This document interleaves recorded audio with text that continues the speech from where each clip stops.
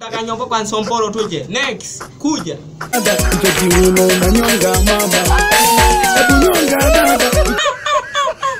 Bebe mwaniki. Utaluri ntoroge ko maundo makubwa hivyo.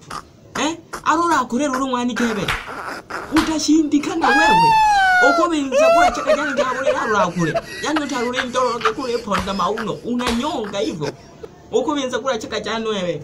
Wewe umepita moja kwa moja, utaenda pale WCB kumfurahisha Mondi akiwa na nani, akiwa anatumia kinywaji. Utakuwa unamfurahisha wewe. Mwingine. Baba kuroga wewe uro nyamdewe. Dole tokana umetunduka kuja hapa. Unachezesha tu miwani. Nimpa miwani, nimpa ndoki, nimpa surubani.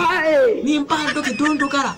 Obebesha kwa mpele cha uyenze kere tondokoso no mbebe cha kukusaidia wewe pale Wasafi WCB Wasafi utafagia uko bizanya nguji hadi tuiza getebese ko yerera alimondi nao unafagia tunakotoka unafagia. Next mwingine ale ni yo eli buriani ro yake eli buriani ro yake tokeni nye mumpechaza keko amufai toka mwingine tuge mbu o Maria Rosa na Super D muresheki twende ndione